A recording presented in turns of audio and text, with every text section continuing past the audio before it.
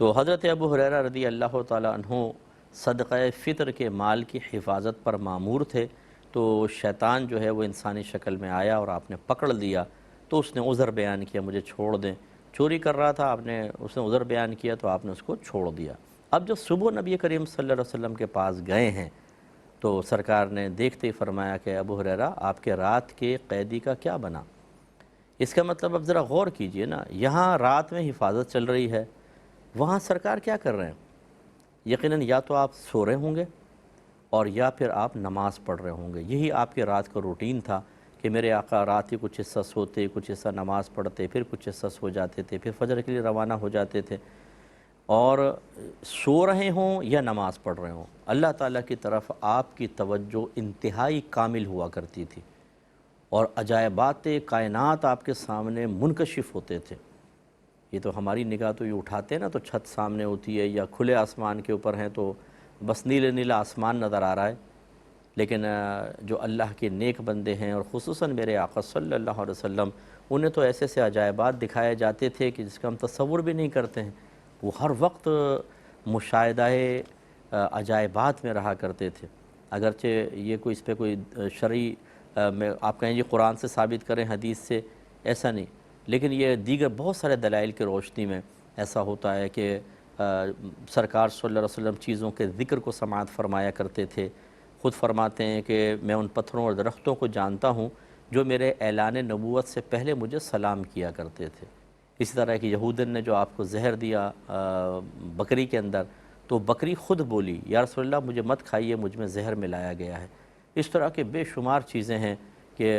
جو روحانیت سے تعلق رکھتے ہیں، جو تھوڑا سا بھی انہوں نے اگر اولیاء کرام کی اور دیگر اللہ تعالیٰ کے نفوس قدسیہ مقرب بندوں کی حیات طیبہ کو پڑھا ہو، انہوں نے جو اپنے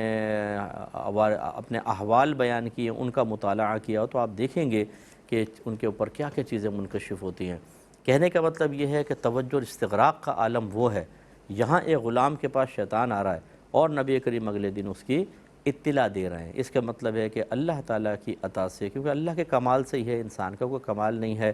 ادھر بھی توجہ ہے اور ادھر بھی توجہ ہے،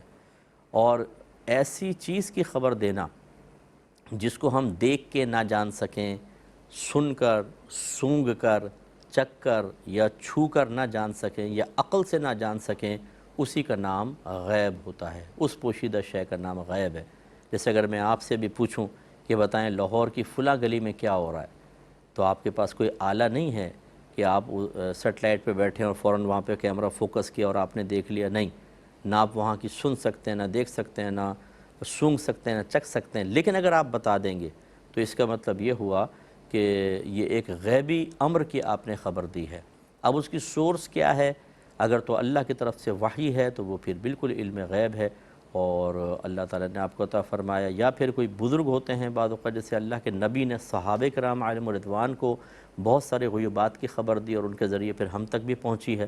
ہم اللہ کو جانتے ہیں، اللہ تعالیٰ ہے، لیکن نہ ہم نے کوئی آلے سے جانا، نہ دیکھا، نہ اس کی آواز سنی، نہ کوئی اس کی خوشبو ہے، نہ چھو کر، نہ معاذ اللہ کوئی چکھ کر، پھر بھی ہم کہتے ہیں اللہ ہے، تو ایک غیبی خبر ہے نا ہمارے پاس۔ یہ کس نے بتائی؟ اللہ کے نبی نے۔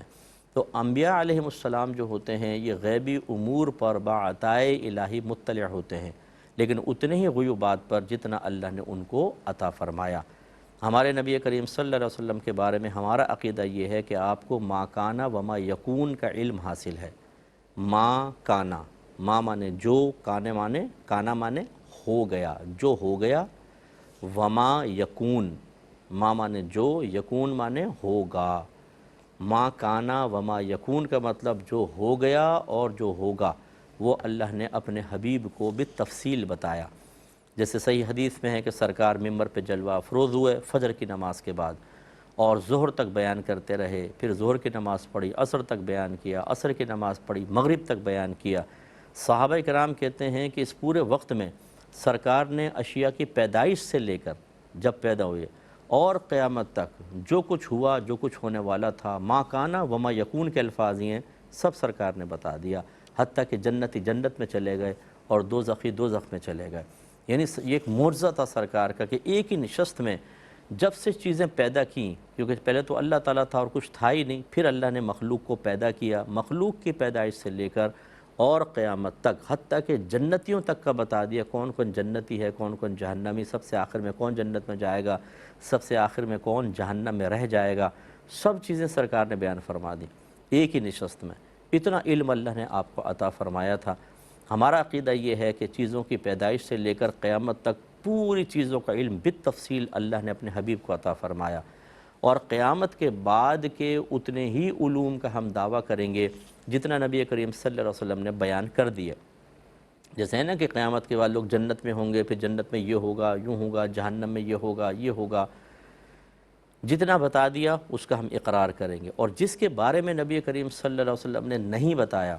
ہم ان چیزوں کے لیے، ان علوم کے لیے نہ نبی کریم کے لیے اقرار کریں گے نہ انکار۔ یعنی ہم یہ نہیں کہیں گے جانتے ہیں، نہ یہ کہیں گے کہ نہیں جانتے، بس خاموش، کیونکہ اس کے بعد ہمارے پاس دلیل نہیں ہے، تو انکار بھی نہیں کریں گے، ہو سکتا ہے معلوم ہو، اقرار بھی نہیں کریں گے، کیوں؟ دلیل نہیں ہے، لیکن قیامت تک کے لیے تو ہے۔ تو اب نبی کریم صلی اللہ علیہ وسلم پر اللہ تعالیٰ کی عطا سے بہت سی چیزوں کا، غیبی چیزوں کا انکشاف ہوا، ان میں سے ایک یہ بھی ہے۔